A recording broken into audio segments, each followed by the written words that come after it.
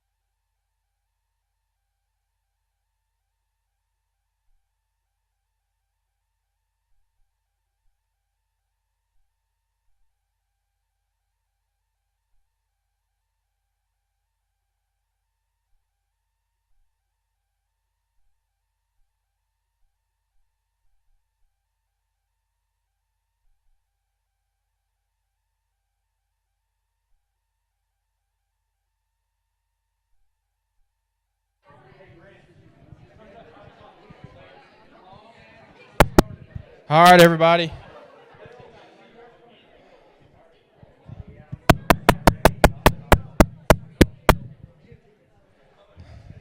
All right, real quick before we get started, a couple things to remember. The questions that you were to write in for Greg and Jamie for week 4, if you have those with you, just leave them in the center of your table, and I'll pick them up at the end of tonight. And if you're like, oh man, I completely forgot, then you can either text them to me or email them to me, but I need them by tomorrow, okay? Greg and Jamie are going on vacation here in the next week, and I wanted to give them to them before they went so that they can talk about it while they're doing that, okay? And so, and if you're watching online, you can email them, text them to me, same thing there. So, but anyways, don't forget about that. But other than that, like I said last week, and I could not remember the right word, Miss Kristen is a licensed counselor. Last week I could not remember the word license. I was like, she's legit, she's, could not remember the word, and then Greg chimed in. So, but anyways, let's pray, and then Miss Kristen will get started. Our Father in heaven, I thank you for loving us, and I thank you for today. I thank you for our church. Father, I do pray that you would open our eyes to see the wonderful things that come from your word, and that we would choose to listen and obey. Father, I thank you for Miss Kristen. I pray you fill her with your spirit, and that she would speak what is true. And Father, if there's anything in our lives distracting or just weighing on us or whatever it may be, Father, I pray for the next 45 minutes to an hour that those things which we wouldn't be distracted, so that we can be focused and we can learn. So we can be godly moms and godly dads and godly men and godly women, Father. And I thank you again for our church, and I pray that we would just enjoy this time. We would love one another, and it's through Jesus' name that I pray. Amen.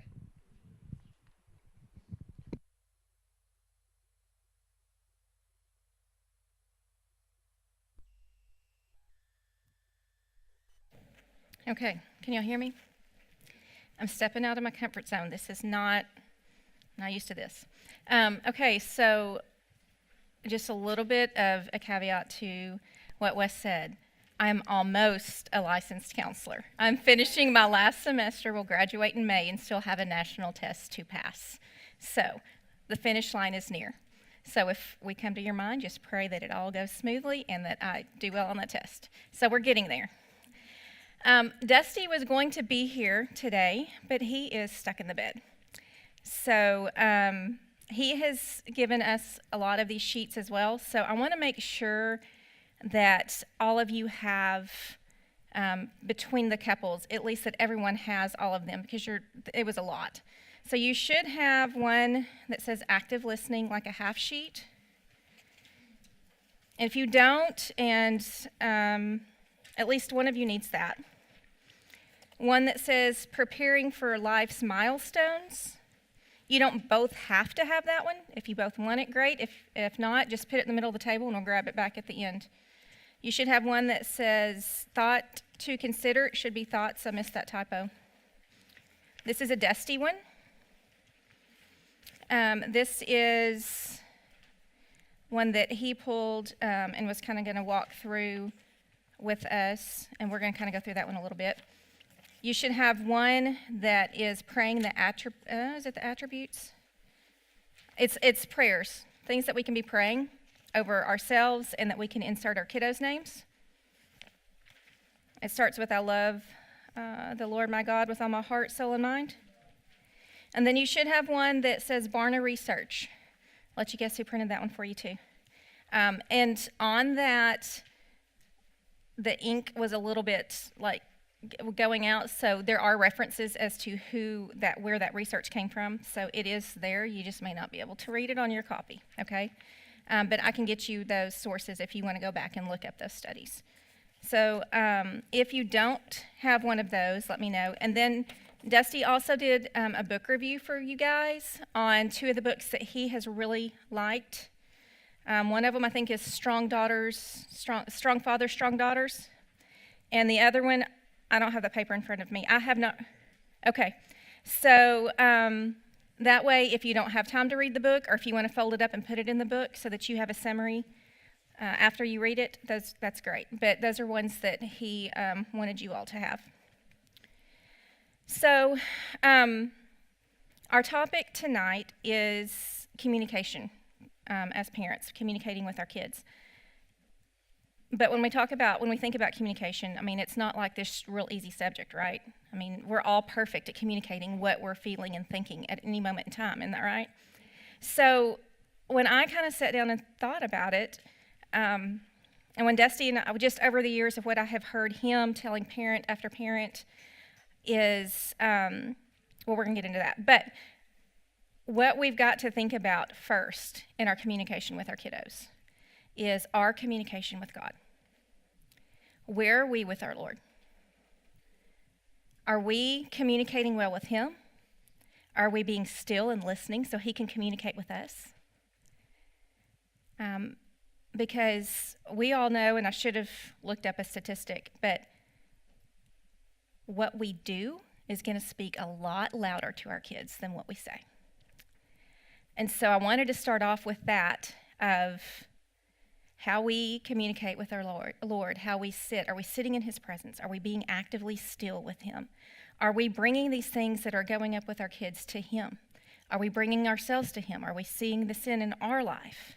Are we praising Him? So many things that can go on in just our communication with the Lord. So that's number one.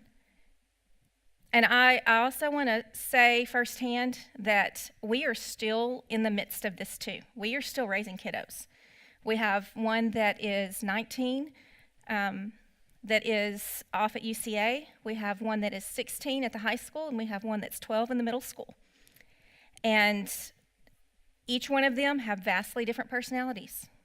So when I'm saying these things and kind of working through all this, it's like I'm here too. I have not arrived. I don't think you ever would arrive with any of this, but just know that there is no way to figure it all out. I don't have all the answers. I never will have all the answers, but we know who to go to find that solid footing in truth, right, as we're walking through these things with our kiddos. So number one is our communication with the Lord. And then we're going to talk about our communication with each other, okay? How are we doing that? How are we with our spouse? How are we with other people? All right, and then our communication with our kiddos. And that's a two-way street. Maybe not at the toddler years, but as they get a little bit older, it's a two-way street of us talking to them and us listening to them, right? How is that looking on both sides? So we're going to kind of hit on those a little bit. And the first thing we're going to look at is this active listening. And I completely did not make this up. Like, I did rebuild it a little bit. If you have a pen with you, pass it around the table. And one of the things that Dusty wisely said was on the D, where it says don't judge, write in or overreact.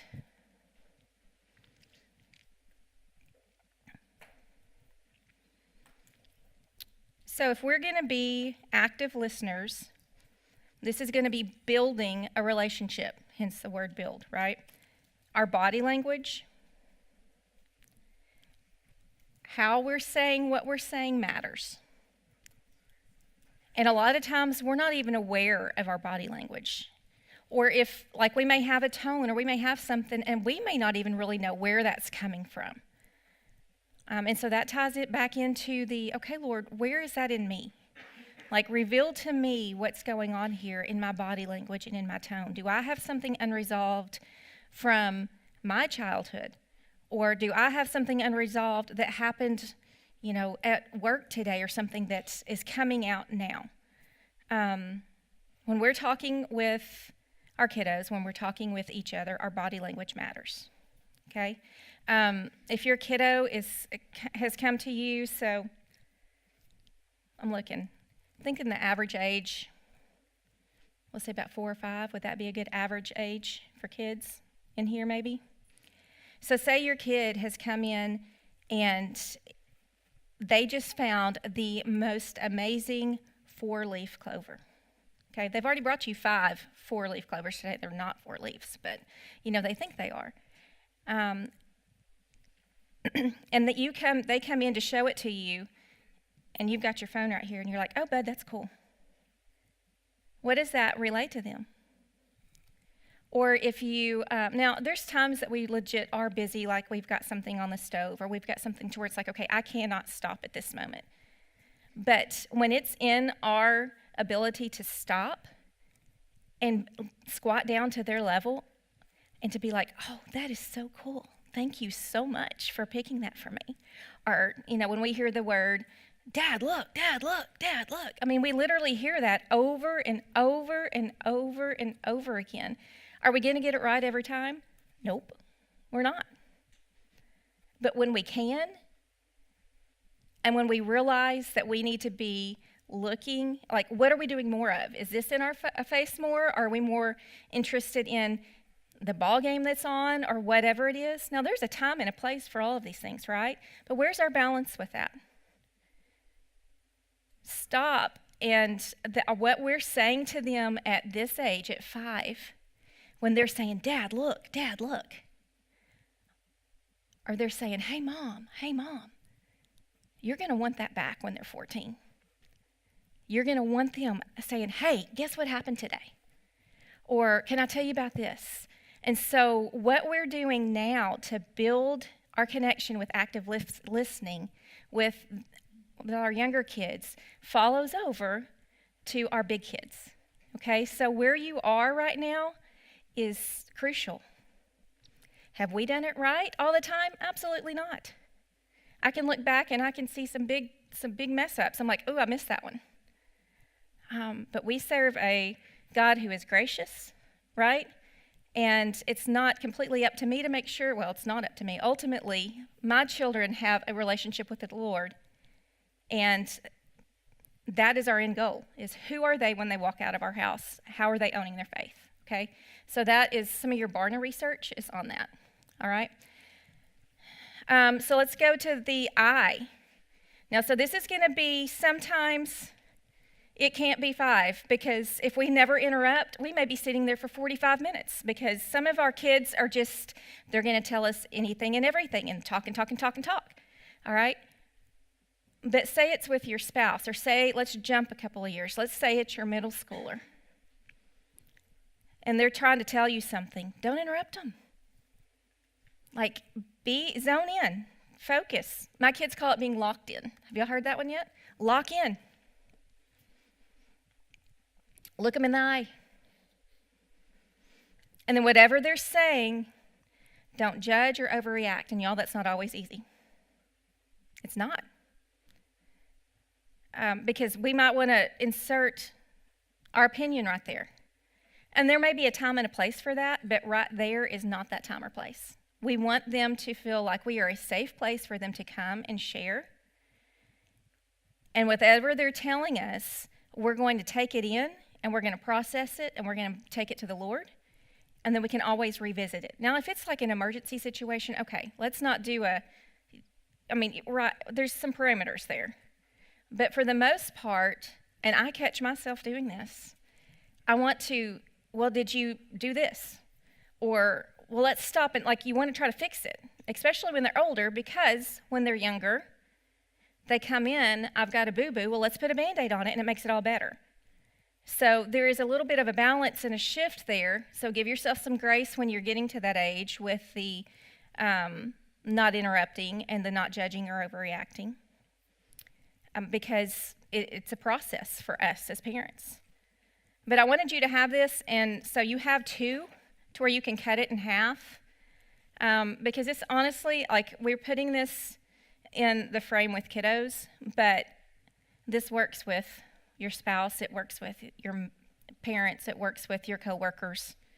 Okay, if we can do this and not judge or overreact and take it to the Lord and just try to look at it from His perspective and then see if we can speak wisdom into something later on, it's going to help build our relationships. It's going to help us to speak less and listen more. And it's going to help us to be able to process things through, and honestly probably save us a lot of having to go back and fix and apologize and all the things, okay? The active listening is very important with teenagers. And so, because sometimes it's hard. when you don't agree with what they're saying, or they're coming in and they are so frustrated about such and such and such and such, and they're up here. Well, okay, your 2-year-old's up here. I mean, let's be honest. Their shoe is like, their foot is not okay in that shoe. And it is messing with them, and I mean, they are like, we're here. Well, what happens if we go there? So as parents, one of the things we want to do is that we want to make sure that we can emotionally regulate ourselves so that when our kids are here, we can stay here. All right, it's somewhat easy to do with a shoe because we know, well, probably their sock is messed up or there's a pebble in their shoe. And so it's like, hey, buddy, come here. We talk them down from it. We squat down. We're like, you know what? I bet your sock is scrunched up, or let's see if there's something in that shoe. And our tone kind of brings them down and we can fix it. All right? But when it's something, when they get older and it's something that they're going through at school, maybe it's something that someone said to them, well, that's not as easy as fixing a sock. So how do we do that? And I'm going to tell you, I don't always know. I'm not always the greatest. Sometimes if I have a kid get here, I catch myself going there, depending on the situation, depending on the circumstances. So when we're talking about the active listening, when we're talking about being emotionally regulated, how can we stay here? And honestly, that's going to be being rooted in the Word. It's going to go back to our communication with our Lord. So being able to catch ourselves in that, when we're working through that active listening, when we're going through the build model of realizing, okay, where am I? How can I stay here and calm in this situation so that I can kind of bring them down here, or at least if they're here, they're not pulling me up there with them. And I can tell you, it's not always easy. All right? All right. When they're little, you're modeling this, and this is a funny example for you. When my oldest was in 5th grade, car rider line was awful. Something about her grade, whatever school we went to, I don't know if they were a bigger grade. I don't know if it was the Lord just trying to teach me patience. But whoever was in front of me or behind, they were not following the rules. And it would drive me bonkers, especially when I had to wake up. Like Austin was, I did the math on this, he was 4, okay? So we were still here at MDO. So if he was at home, I might have to wake him up from his nap to go get in car rider line. And there's a process. If you've never done car rider line, let me tell you, there's a process. And you better learn the rules and figure it out and follow the etiquette. You take turns, right? You let this person go, then you go. You let this person go, and then you go. And there's a certain time frame that you get there. You either go at this time or you go at this time. If you go in the middle, well, this is how it worked for me. If you go in the middle, it's just not good. And it would drive me crazy when people wouldn't follow the process. I'm like, look, we've been sitting in this line for 20 minutes, at least. And someone would just pass us all, about to cause a wreck, and then they would get up there and get their kid. And it would drive me crazy. And so apparently I had said it enough to where I hear one time in the back seat, Austin, I don't even know if we were in car rider line. I don't know where we were. But my 4-year-old is very frustrated over something, and he goes, "Are you kidding me?" And I had to stop, and I was like, okay, Avery, I'm going to be the last one to come pick up car rider line. She didn't mind talking. She liked being out there with her friends. I'm like, look, I'm going to have to wait a little bit later because apparently I am not teaching your brother good habits. Because when people would pass me, I'd be like, are you kidding me? So I'm going to jump forward a year. And I had to think through this because I knew I was picking her up in the back, which means nothing to y'all, but it will to Ginger. It was because we lived diagonal, our kids did growing up for the first 10 years that we were all here in Russellville. So Mike would take the bigs to school. Dusty would come in the school bus and get the littles. And then so I would pick Macy and Avery up. So I was in the back, which was so much better than the 6th grade car rider line. And I think it's because Macy was in band. And so Avery and Macy would go to the back. So this one lady that always cut all of fifth grade year, that I was just like, oh my gosh. I mean, it just really, I was like, what are you thinking? She cuts again, and she parks, and she gets out, and I recognize her. And I knew her life story. And I knew exactly why she was doing that. And the Lord humbled me like that. I had the time to sit in that car rider line. I didn't have to hurry and rush back to work because I was getting paid such little amount, and it was like everyone depending on it. And it stopped me in my tracks, and I was just like, okay, Lord. So when we're talking about not judging or overreacting, that one hit me. So you get a 2-for-1 there in that one. You got the humbling of me, and then realizing that, okay, something's got to change here. If we put ourselves in situations to where we see we're going to overreact, what can we do to fix it? For us, it was as simple as, you know what, I'm going to leave 5-10 minutes later to come pick y'all up. No big deal. Austin got to sleep a little bit later, and so we fixed it. Okay, let's move on. Let's think for a minute on, this is going to be participation. Can you think of some verses or some times in the Bible that just have the words about words or our heart? Can you think of any? I can think of a couple, but I don't have a list in front of me. So what did you say, Brad? James 2, is that where he talks about the tongue is like The rudder on a ship? Yes, like our tongue, it makes the course for the whole ship.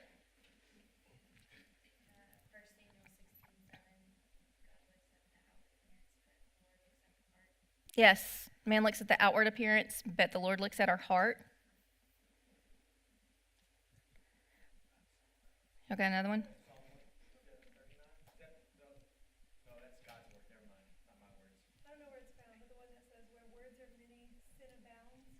Oh, that's a good one. Where words are many, sin abounds. Yes, even a fool is considered wise if he keeps his mouth shut. We've been talking about not interrupting and listening until we can process through and know what to say. Psalms 19:14. May the words of my mouth and the meditation of my heart be pleasing in your sight, O Lord, my rock and my redeemer. Anybody else got one?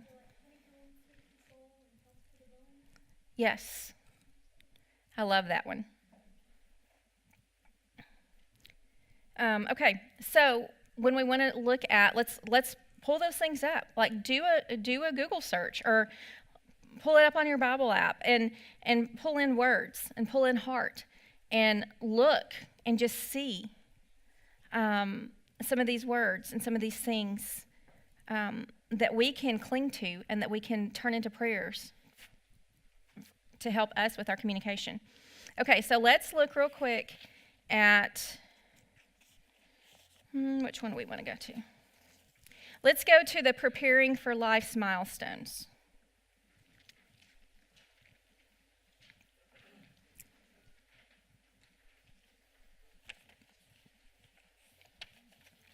So if we want to get into some practical application with our kiddos, it's going to be kind of like we talk about pray continually, pray as you go. This is going to be one of those that we're going to be teaching as we go. All right? If you look at the early childhood, ages 0 to 5, laying the foundation, we're teaching them how to brush their teeth. Okay? We're preparing routines, friendships, social interactions. We're setting boundaries, teaching them about good touch, bad touch, and how to seek help when needed. Those are all very important things. Now, this is not, this is just some highlights. Add more in there, okay, as you go, as things that you see. And we have some amazing resources in our church library to help with all of these. what we're doing here is we want to be thinking ahead and talking to our kids and communicating well with them before they get there. So, when we're teaching our kids to brush your teeth, okay, we're not going to, start talking about that way ahead of time.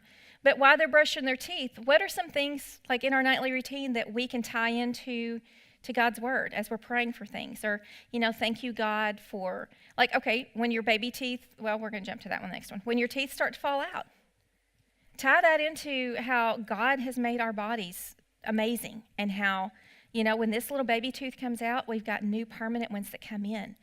And the maturity and the things that God is allowing you to do. And like now you can tie your own shoes and you get to ride your bicycle down the street and you get to walk to the next door neighbor without me holding your hand. Things like that we can kind of prepare and talk to them about as we're going.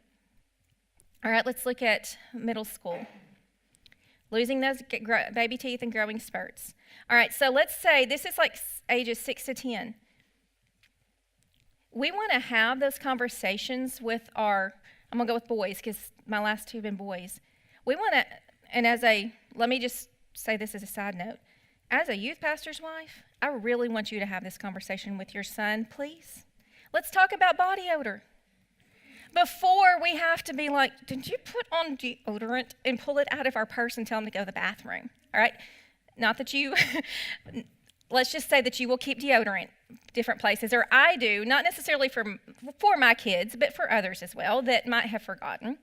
But you want to talk to them about those things before they happen. Of, hey, bud, you know what? Like, here's one of the cool things that happens when we start going through puberty. Okay? Like, the first thing that's going to happen is you're going to stink.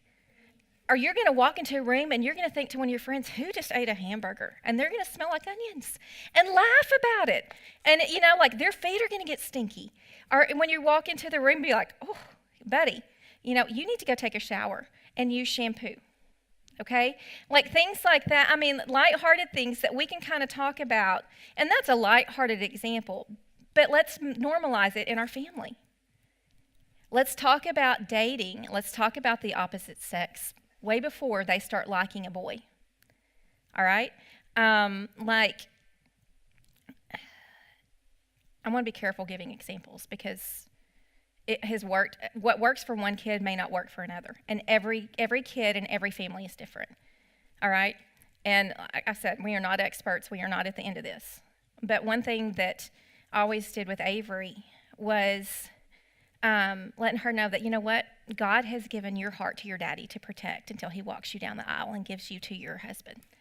So when we're talking about boys and we're talking about like boundaries with that and we're talking about whether you're going to date or not, just know that your heart is like, that's something that God has asked your daddy to do, is protect your heart. And we started talking to her about that, I don't know, 5, 6, 7, 8, somewhere around in there, way before she even liked boys. When she loved her daddy and still wanted to jump in his lap, and she still loves her daddy. But that's just because he's just Dusty. And so, like, those kind of things. If you have boys in the home of, like, I don't know what, I said this to one of mine the other day. I was like, dude, you have got to learn how to da-da-da-da, because one of these days, your wife is, like, you're going to have to step up and do this. And so being able to have those conversations like that now before they get to them. Does that make sense? So that's why you kind of have these milestones, is so that you can kind of start walking through with your kids through it before they get there. All right? And one thing that I will say is find someone that's in the stage ahead of you that you trust, that you know. Guys, this is vital for you. Girls, ladies, this is vital for you. Find a dad that is in the Word, that is not doing it perfectly. No one will. But that you see that, okay, our personalities kind of click. I kind of see, like I feel comfortable asking this person these kind of questions, and we kind of parent similar because we all are different. We're all going to parent different. We all have different parenting personalities, right? And so find someone that you can kind of talk to about that, and then find someone that maybe parents a little bit different. So I'm going to I wasn't going to do this, but I'm going to. Like Ginger and I, we don't think the same. And it works out so well because I can say, okay, help me take the emotion out of this and help me think through. And she can go, duh, duh, duh, duh, duh. I'm like, okay, and then it's also, it hadn't benefited her, but it's benefited me that Macy was always a grade ahead of Avery. So that was wonderful. And so I always had, like, my people, and then I had some that were in stages ahead of us that had already gone through it all, that I would just call every once in a while and say, okay, especially with boys, because obviously I'm not a boy. I don't think like a boy. And I don't always know, well, rarely do I exactly know what I'm doing. So I'm just like, okay, what did you do with, and it might be things like, how did you do bedtime routine? Or how did you do like reading the Bible with them? And for me and my personality, I needed someone to tell me it's okay to not have it A, B, da, da, da, da, da, because that's just not me. Like, let's think through, how are you? We were talking about God and doing things as we went through the day, as we were folding clothes or as we were getting in the car. And so some of these ideals that we have in our head that we think we're failing at, getting someone that's a couple of years ahead of you in that, or a little bit more, helps you be able to kind of rein it in and let a lot of things go. And so having those people that are walking those stages ahead of us is huge. Okay, go to the back page and it says the practical tips for parenting. Start early and keep conversations age appropriate. Use everyday moments as teaching opportunities. Create safe, open environment, which goes back to that active listening. If we shut them down, they are not going to talk to us when they're older. They're not. So how do we create that?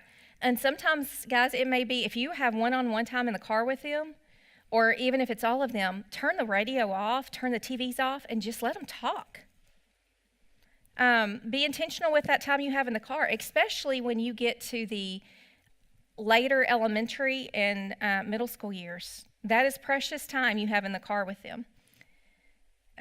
Model what the behavior you want to see.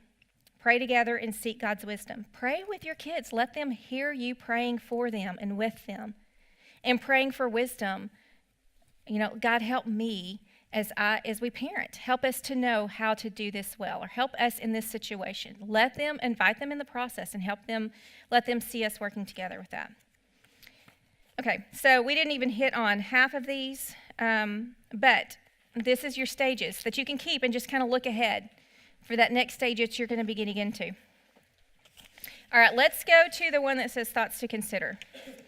This one is one that Dusty just wanted you to be able to take with you. And I do want to hit on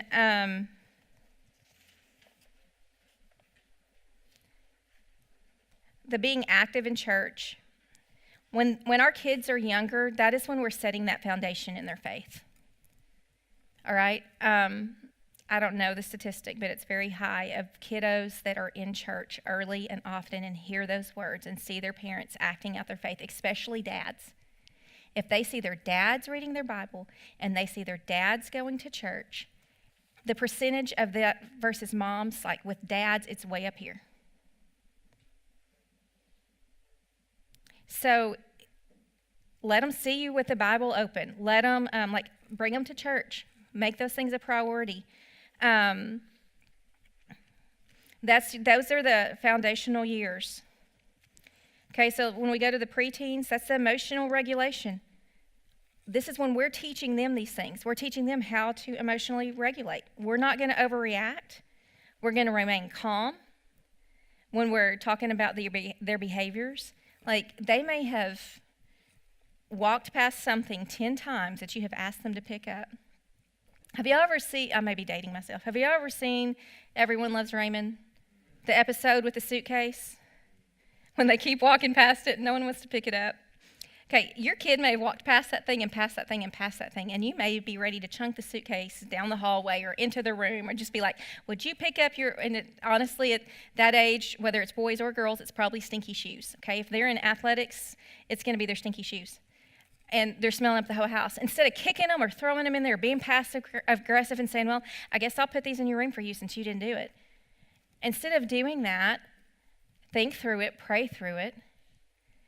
It seems like a silly little thing, but that is a great small example of, hey, and then whatever we want to say about the shoes and tying it into really, okay, it's the shoes, but it's really our heart about taking care of our stuff and da-da-da-da. Okay, whatever is going on at that point with them, because it's not going to have just been the shoes. There's going to be some other things that have gone along too that we want to address. And so if we can keep our voices calm and we can address it with them in a safe way to where they get it, that shoe incident just bought you down the road an invitation to be in their lives when it's not shoes that they're needing to talk about, okay? All right. It says, when angry, adapt the think first, speak later. Encouraging.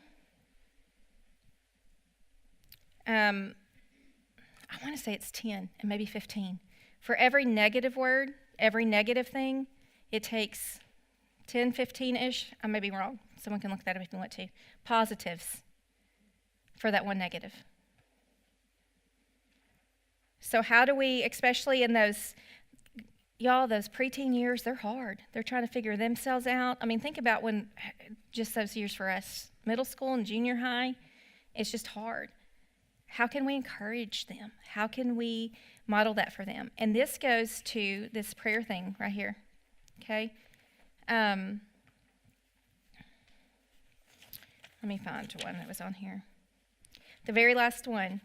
I have been made in the very image and likeness of God himself. This is my heritage. So when we can speak that truth over our kids during that time frame of encouraging them, of reminding them whose they are, that's huge, okay? Okay, let's see. And then he gets into teen stuff, and I do want to stop here for just a minute and share with you, like, there are some statistics on this. This is not, so if you'll look at the social media and technology boundaries on this, it says hold off to allowing social media access until they are at least 16 or 17, ensuring that they are mature enough to handle its challenges. That's based on some statistics. But if you're one of those that you see a rule and you see something in writing and you're going to grab it and say, okay, it says this, so I have to follow it, just let that go, okay? Know that this is a guideline, a suggestion, and it's going to, like, there's no hard, fast thing. But before you give your kids a phone, look up the research. Be wise in what we're doing with this. For younger ones, limit the phone access to what, like when you give them a phone, limit what you're going to put on it, okay? Avoid giving them full access to smartphones. Again, do your research. Talk to some of those people that have gone before you. Ask what they wish they would have done different. What did they, how did this work for them? And most of the time, they're going to say, well, you know what? I had talked to a friend and da-da-da-da, okay? When it comes to media, TVs, gaming consoles in the room, keep those spaces for rest and personal reflection. This helps maintain boundaries and focus for schoolwork, family time, and sleep. This is one that if we could do again, we would. Like, our kids don't have any gaming stuff. Well, Andrew, for his 16th birthday, got a laptop that can do some of that stuff, but he can't do it in his room. But we did put a TV in Avery's room with a little Roku when she was younger because the way our house was laid out. Anyway, so we have put restrictions and boundaries, but there are TVs in our kids' rooms, not where they can just access anything. There's lockdowns and stuff. But if we had to do it over again, we would not have put TVs in their rooms because they just go in there and hide when they're like 14, 15. So now, does that mean that you can't put a TV in your kids' room? No, it doesn't mean that at all. It just means, okay, think about it. Look down the road and just kind of do some research. Talk to some people as you're getting to those stages before you do those things. The positive reinforcement. As they earn your trust, gradually give them more responsibility and celebrate their growth. Focus on highlighting their strengths rather than emphasizing failures or areas for improvement. The one above that, avoid making their drama your drama. Rather than imposing your views, ask their thoughts on situations, showing them respect and trust. You're building trust with them there. Trust is not something that you just have to freely give, like it has to be earned, right? So if we give them a little room here and they do well with that, then you can give them a little bit more, okay? And then if we have to go back, like those are those kind of conversations you start having when they're younger. Like when there's obviously a cupcake missing and it's like all over their face, okay? But they didn't eat that cupcake. Well, that is a perfect time to start talking about trust. And about, just so many different things. But the cupcake moment and how we handle that is going to lead into the cell phone moment. You see how this is all jumping in? So what you're doing now is important. All right, final thoughts, and this is just things that Dusty had written down was the central theme throughout these stages is relationship building, nurturing trust, respect, and open communication at every stage of development. By modeling your faith and engaging in intentional spiritual practices, you lay a solid foundation for their life journey with Christ. But I do want to go back and emphasize this part. It's their journey with Christ. We can't do it for them, right? We're modeling it and helping them get to a point to where they're owning their faith. But we can all think about times of we did stupid stuff when we were younger. Had nothing to do with that, how our parents parented us, right? So ultimately, it is their relationship with the Lord, and we're modeling and helping guide that along the way. We're encouraging independence while maintaining healthy boundaries, and this is going to prepare them for adulthood, both spiritually and emotionally. So those were some of Dusty's thoughts right there on that page. Okay, let's see. Oh, we did good. All right, do y'all usually end about now, or do you? Okay, so here's what we're going to do. Some resources that I didn't print off because you already had enough was Tom Harmon's morning prayer. If you've never looked that up, just go to his website and look that up. I think you have to Google like Tom Harmon preacher or something like that to get his morning prayer. If I'm being honest with you, I don't like it. I don't, because it tells me that I have a lot of things to die from every day. My right to be right, my right to this, my right. I'm like, dadgummit, I don't really like this. But it's a good one.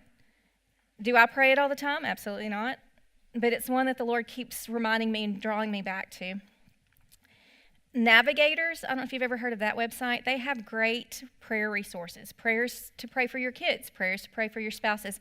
And I don't know exactly what they have up at the moment. I don't know if it's always there or if you hit it at different times, but they'll have free printables. Those are just two. Like the ones that we have or that I have are ones that have honestly been shared through different parents that they've been like, hey, I found this one and whatever. So whatever y'all find now is going to be like a lot cuter and easier formatted and all the things than the old school ones that we had, okay? So just look, find you some resources, some ones that work for you, that you can be praying over yourself, for your kids, for your spouse, and be covering them in prayer. So that is, okay, that's website resources.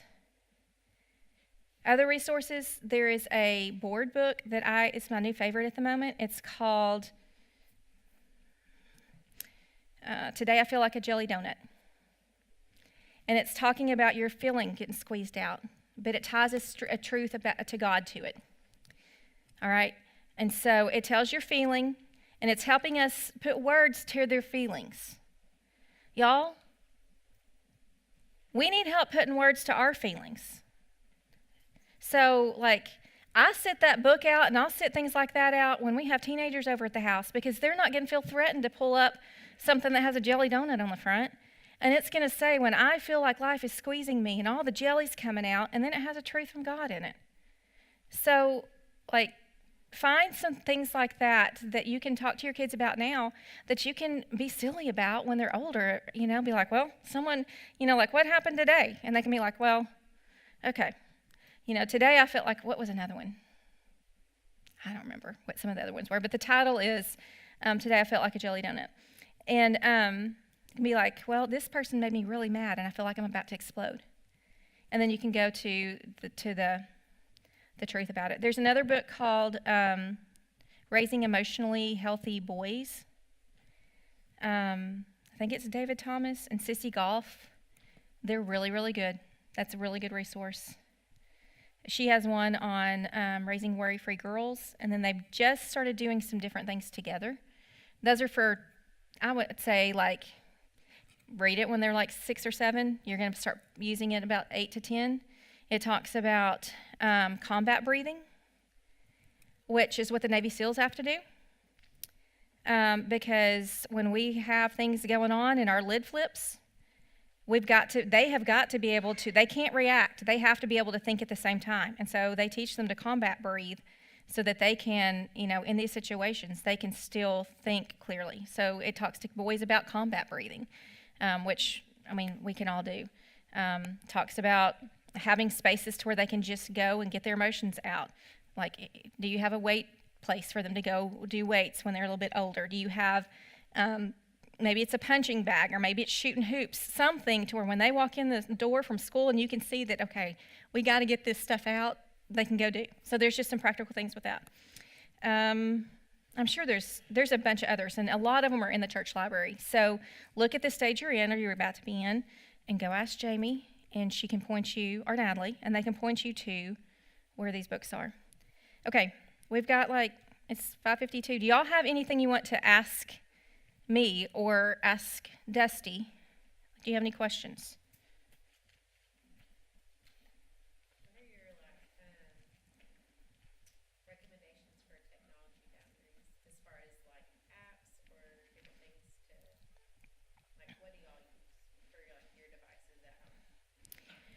So Dusty has tried a lot of different ones over the years, and I think he's back to Bark. My middle schooler doesn't have a phone yet. I've always told my kids, and this is where y'all hear me say this. Every family is different. Every child is different. So don't be like, well, Dusty and Kristen said, and then, but like Austin doesn't have a phone yet. He will get a phone when I need him to have a phone, and it will just have the numbers that I need him to have in it. Like when our kids got phones, they had to ask us before contacts were put in. So they just had a certain amount. Now, we did give them a smartphone, but it didn't have all that. Like Dusty had shut it down to where, I don't even know. Andrew's 16. I don't know if he has access to Safari yet. But he does have maps because he's driving.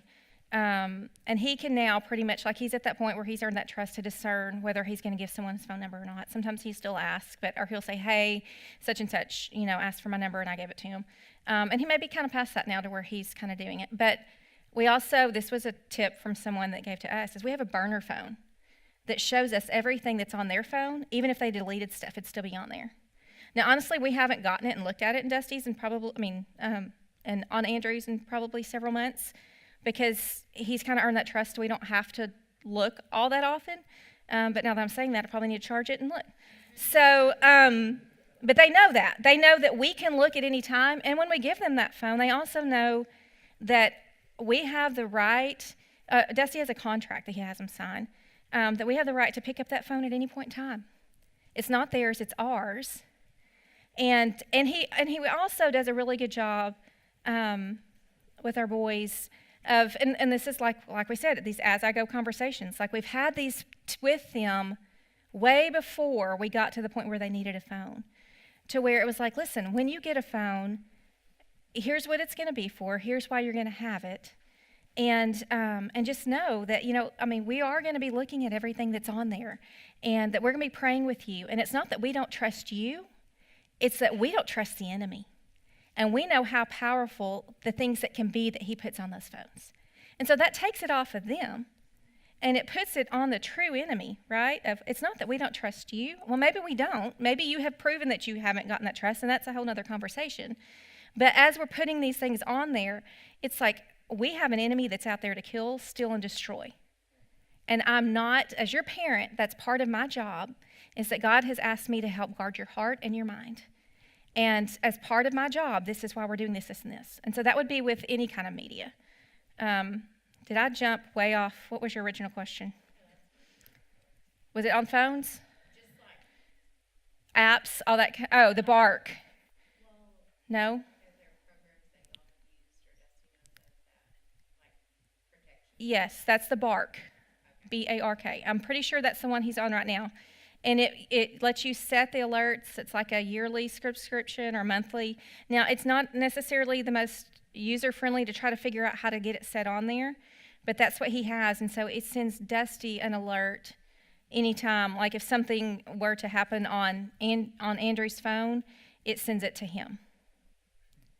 So that's what we have at the moment. So if, like, once you kind of get to, even if you wanted it on your phone or whoever's, ask him about that, because he can he's the one that sat down and worked all that out with them. Yes? When are children being exposed to explicit materials, and then how are you dealing with that? I guess, how did you deal with that with Avery, and then how are you dealing with that with the boys? It's probably gone down from the last time I looked, but the last time I looked, the first time a boy was exposed to porn was 8.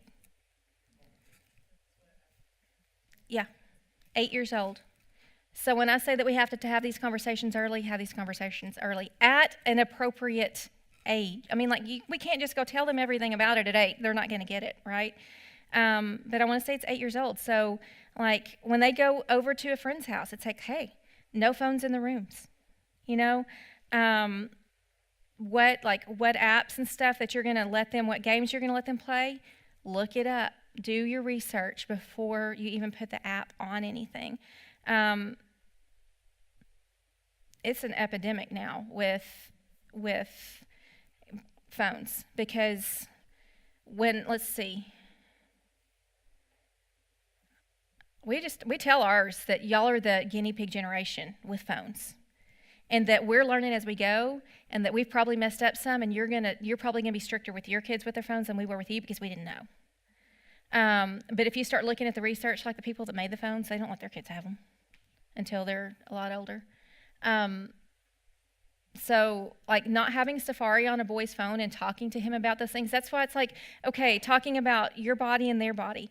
There's, in the library, there's preschool books. There's, like, age-appropriate books of how we can talk to them about their body parts. And I will say, as from the counseling perspective, teaching them the actual names of their body parts is important, because if they go to, and this was the example that was given to me in class, if they go to their kindergarten teacher and say, hey, my grandpa touched my cookie, they're like, well, did you get it back?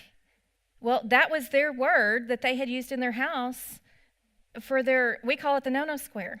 I guess there's a song about the no-no square. Okay, so, like, use the appropriate words with them to where she could say, hey, he touched my vagina. Hey, they touched my penis. And, like, it makes you like, oh my gosh, I just said these words out loud. But they have to be able to voice that in this day and age. They just do. And they're hearing it anyway. So making sure that they know what those words are, and that it's not appropriate for anyone to touch anywhere. And there's luckily we have great resources. And I wish I could think of the name of that book. Yes. God Made All of Me.